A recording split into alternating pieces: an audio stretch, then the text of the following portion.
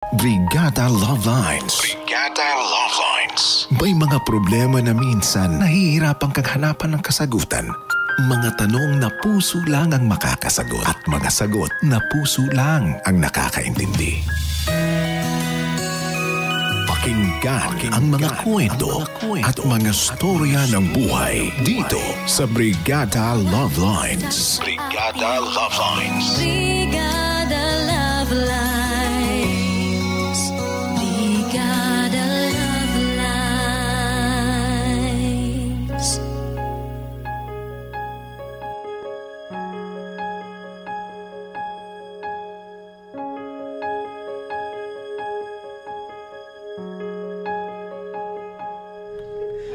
Dear Brigada Love Lines, magandang hapon po sa inyo.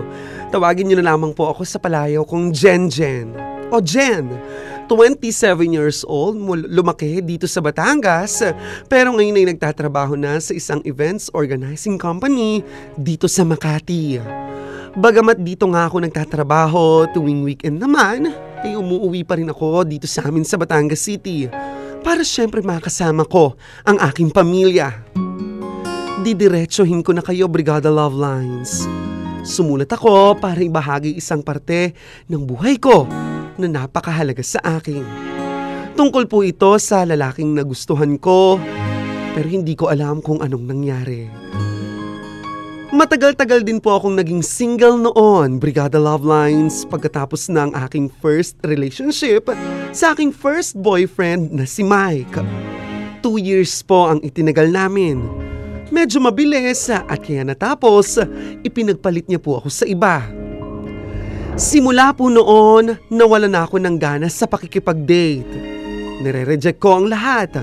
Kahit sino pang magtangkang manligaw o magparamdam sa akin, automatic reject na yan agad. Naroon kasi yung trauma na baka masaktan na naman ako, Brigada Love Lines. Hanggang sa lumipas po ang 4 na taon, na tila ba parang nalipasan na talaga ako ng panahon. Kasi kung kailan naman ako ready, saka naman walang dumarating. As in wala. Zero. Kaya naman ang peg ko noon, ano pa? Di single. Single for life. O kaya naman, single and ready always to mingle.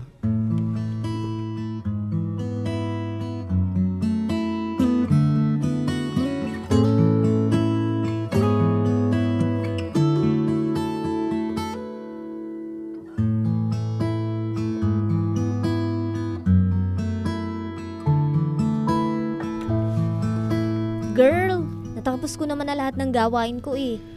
Kapag hinanap ako ni ma'am, sabihin mo nandito lang lahat ng paper sa table ko ha. Teka nga, mag-out ka na ba?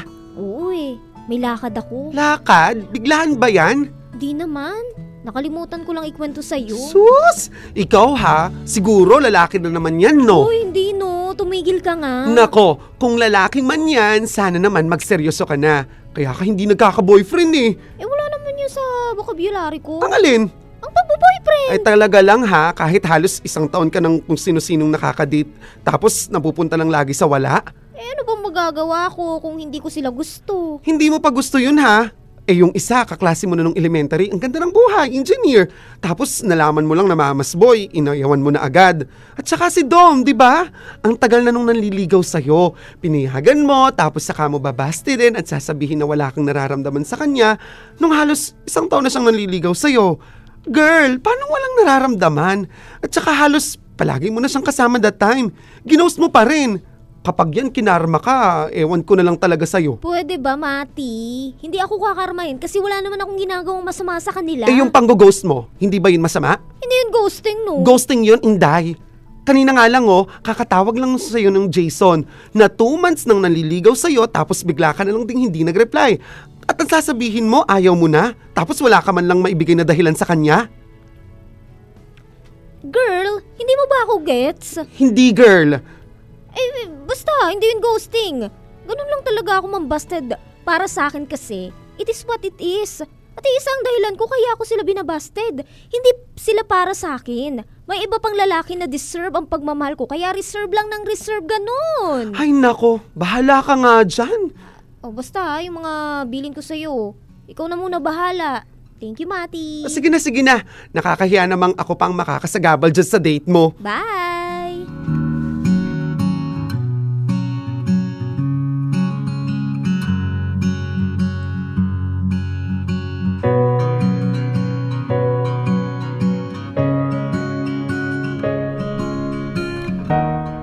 Nasaan na kaya yun? Sabi niya nandito na siya. Kapag yan, di pa rin dumating, aalis na ako. Excuse me, miss. Ikaw ba si Jenjen? Yes. Ikaw ba si Luke?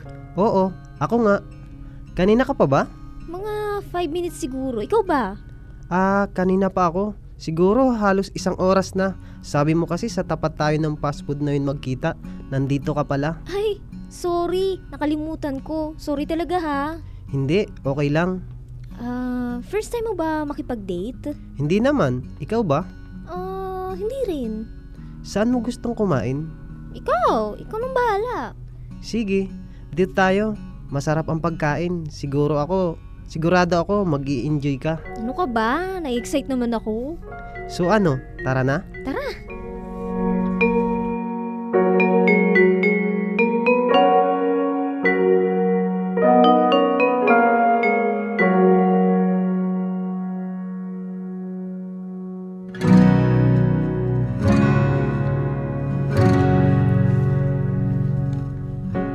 Okay, Jenjen? Kumusta yung date mo nung nakaraan? Ayun. Okay na yung isang date lang. Sinasabi ko na nga ba Hindi ko siya ka-vibe. Medyo seryoso kasi siya. Tapos ang corny pa ng mga jokes. Hindi nakakatawa. Paano yun? Sabi mo pa naman na fall na sa'yo yung tao. At saka, ang pogi pa nun, di ba? Well, hindi naman talaga ako tumitingin sa looks. Alam mo yun, at kung na-fall sila sa akin ng ganun lang kabilis, hindi ko na yun problema. Kasalanan ko bang masyado akong maganda at habulin ng mga lalaki? Gusto mo gupitin ko yung buhok mo masyado nang mahaba. O hindi no, nagsasabi lang ako ng totoo. Paano pala yun? Wala ka na ulit lalaki. Huwag mo nga silang tawaging lalaki, parang ang landi-landi ko naman. Friend na lang. Wow! Masyado naman palang friendly tong kaibigan ko. O sige, so ano? Wala ka na ulit friend ngayon? Meron. May nag-aaya nga ulit ng date Pinag-iisipan ko pa. Buti naman. Anong buti naman? May darating kasi mamaya. Sino? Kliyente ba yan? Sige, ako na bahala. Hindi. Friend ko yon. Friend? May pa-friend-friend ka na rin nalalaman ha? Kaibigan ko nga yun. Hindi mo naman ako katulad na yung kaibigan ay kalandian. So sino nga? Kaibigan ko nga. Actually, kaya siya pupunta rito kasi gusto ka niyang makita. Ha? Ako? Oo! Kilala ko ba yan? Hindi nga. Kaya nga siya pupunta kasi para makipagkilala sa'yo. Bakit? Paano naman niya naisipan na makipagkilala sa akin kung hindi naman talaga kami magkakilala? Sa Facebook ko. Nakikita niya lagi ang mga post ko na kasama ka. Weird ha? Basta, kapag nandyan na, pakisabi na nasa loob lang ako ng hall. Good morning! Speaking of! Uy, Mati! Akala ko naligaw na ako. Tama pala tong pinuntahan ko. Actually, dapat paalis na ako May asikasuhin kasi ako sa kabila. Buti na abutan mo ako. Teka. Jen? Siya nga pala yung sinasabi kong friend ko. Si Jojo, all the way from Cavite. Diba? Bagay kayo. Jen, Jojo. Hello Jojo. Jen nga pala. Nice to meet you, Jenjen. So Jojo, dito ka na muna ha. Pupunta lang ako sa hall. Magkwentuhan na muna kayo ni Jen. Mag-enjoy kayong dalawa ha.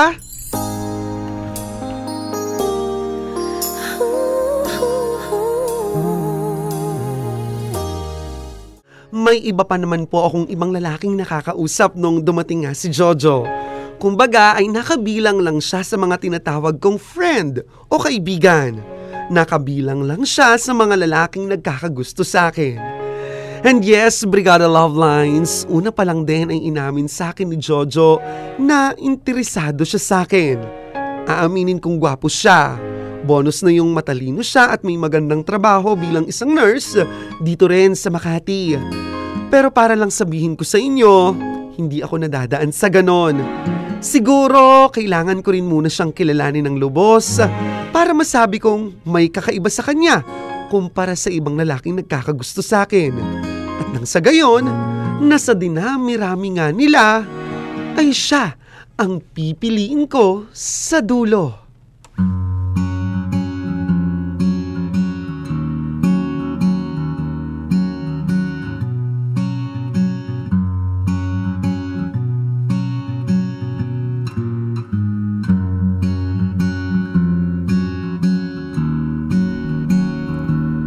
Uwian ka ng Cavite? Like, seryoso ka ba? Kailangan kasi. Oo, nakakapagod pero kaya naman. Sa bagay. Teka, Jen, nag-enjoy ka ba sa kinain natin? Oo naman. Masarap. First time ko rito kaya nag-enjoy ako. Sa susunod, may isa pa akong restaurant na pagdadalhan sa'yo.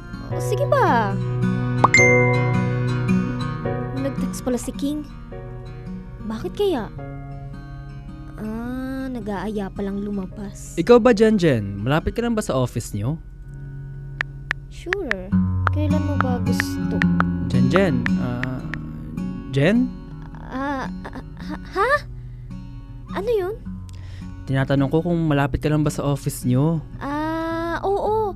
Pwedeng lakarin pero nag-jeep pa rin ako. Ngayon na. Sunduin kita dyan sa apartment. Sige ba, pero mamaya ng konti siguro. Nasa labas pa lang ako. Jen, sino yung ka-text mo? Ka-text ko? Kaibigan ko lang. Kaibigan na nag-aayang makipag-date? Ha? Kasi... Jen, gusto kita, alam mo yan. Kaya talaga gumawa ako ng paraan para makipagkilala sa'yo kasi gustong gusto kita. Hindi ako magdadrive galing pa ng Cavite para nang makipagkilala kung sino. Jojo, bakit mo sinasabi yan? Ngayon, kaya kita inayang lumabas ay dahil mas gusto kong makilala ka pa. Kasi seryoso ako sa'yo. Pero parang wala naman ako sa'yo. Bakit? Kasama mo ko pero nakipag-text ka naman sa iba at nagpaplano ka ng date. Hindi naman ako tanga para isipin na friendly date lang yan. Jojo. Siguro umuwi na tayo.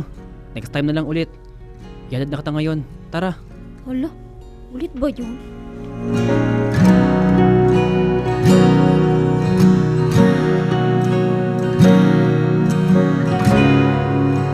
Brigada Love Lines! Simula noon ay hindi na muna muling nagparamdam sa akin si Jojo.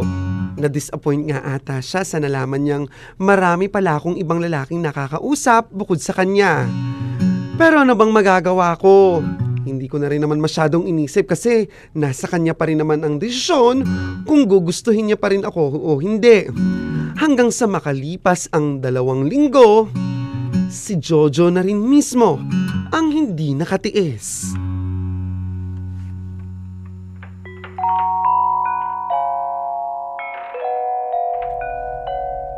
Biglaan ba yung aya ko sa'yo? Pasensya na. Hindi naman, ayos lang. Jen, sorry pala kung halos 2 linggo akong hindi nagparamdam sa'yo. Yun ba? Ano ka ba? Wala lang yun. Nakalimutan ko na nga eh. Pero, bakit nga ba ngayon ka lang ulit nagparamdam? Nag-isip-isip kasi ako. Nang ano naman? Kasi, medyo na-off ako sa'yo ni. Inisip ko muna kung gusto ba talaga kita. Kung gaano kita kagusto. Ngayon, alam ko na yung sagot ko sa tanong ko. Okay. Jen, tinawagan kita at nakipagkita ko sa iyo ngayon kasi alam ko na sigurado na talaga ako sa nararamdaman ko. Hindi na lang kita gusto, Jen. Mahal na kita. Seryoso ko sa iyo. Jojo, kasi... Ngayon, Jen, gusto kita makausap kasi gusto kong malaman kung pwede ba tayo magsimula ulit? Getting to know each other ulit. Yung matinong date ulit. Okay lang ba sa'yo? Jojo, sandali lang naman. Jen, kasi seryoso ko eh. Kaya yung pakipag-date dapat sineseryoso rin. Hindi naman tama na nandun pa lang tayo sa ganung level okay lang kahit sinong kasama mong lumabas. Ang tingin ko sa dating, step yon para sa isang serious relationship. Ano sa tingin mo? Oo nga naman, tama ka. Thank you at naintindihan mo ko. Pero sana parehas tayong tingin sa pakikipag-date sa isa't isa. Yung seryoso, yung exclusive, ganun. Di ba dapat ganun naman talaga? Oo nga. Dapat exclusive nga tayo. Thank you, Jen. Thank you rin, Jojo. Nakaramdam ako ng saya that time. Kaya alam ko naman sa sarili kong tama ang desisyon ko na mag-exclusively dating na nga kami ni Jojo. Besides, gusto ko na rin naman siya. Pero gusto lang ha, as in like pa lang.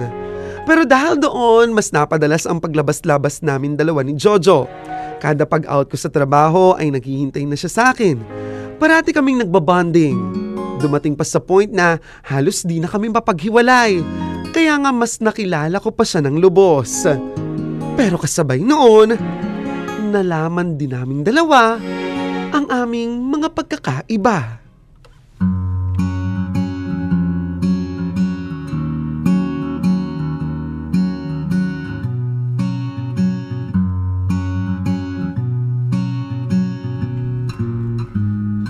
Ay, sa wakas, nakauwi rin. Makakatulog na. Oh, Jojo, kanina ka pa ba dito? Oo, hindi kita matawagan eh. Hindi ka magre-reply sa mga chat at text ko. Nagpunta rin ako sa office nyo pero wala ka naman. Kaya heto, doon ako punta sa apartment mo. Nalobat kasi ako tapos ang dami ko talagang inasikaso sa event namin. Puno yung utak ko. Pero sana man lang, naisipan mong i-text ako para naman hindi ako naghahanap at nag-aalala sa'yo. Jojo, sorry. Jen, ako lang ba yung may pakialam sa ating dalawa? Hindi mo nga lang ata ako naiisip eh. Jen, we're dating. Di ba dapat parehas tayo may pakialam sa relasyon na meron tayo ngayon? Responsibilidad mo ring sabihin sa akin kung nasaan ka. Jojo, sinabi ko naman 'di ba? Marami akong ginagawa. At saka nagsorry ako 'di ba? Ano ba naman yung kahit isang text lang? Lobat nga ako at pwede ba? Wag ngayon, pagod ako. Pagod din ako, Jen. Parehas lang tayong may ginagawa. Parehas lang tayong galing sa trabaho pero ako, nagagawa kitang isingit sa lahat ng ginagawa ko. Jojo, pwede ba? Bukas na lang natin to pag-usapan. Pagod na pagod talaga ako. Anong gusto mo? Umuwi na ako. Yes, please. Kung yan ang gusto mo, sige, bahala ka dyan. Nakakapagod na rin. Talaga?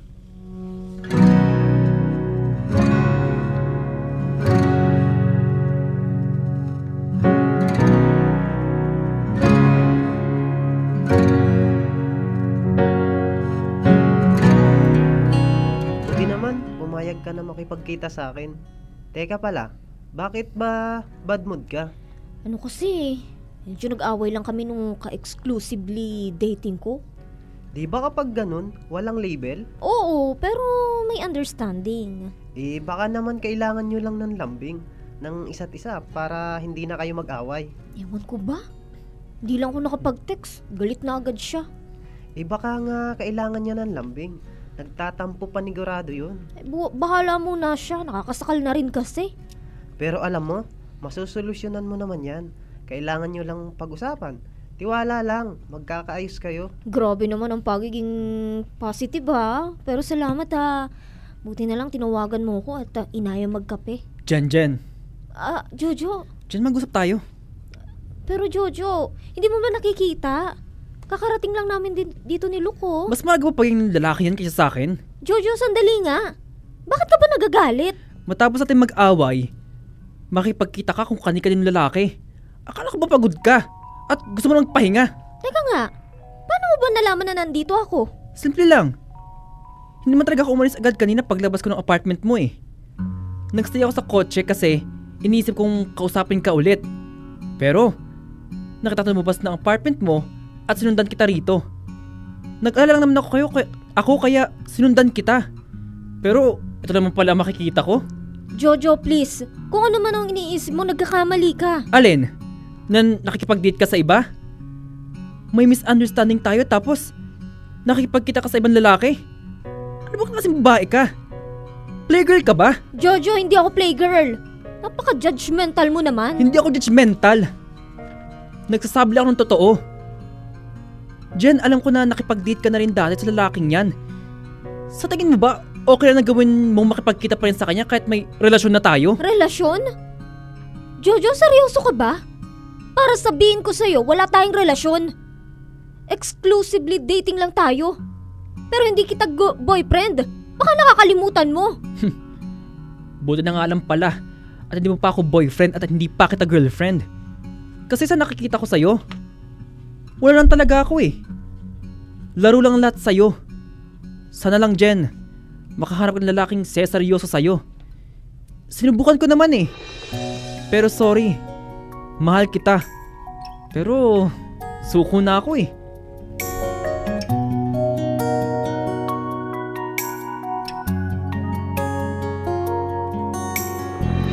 Someday you're gonna realize. One day you'll see this through my eyes. By then I won't even be there. I'll be happy somewhere, even if I can't.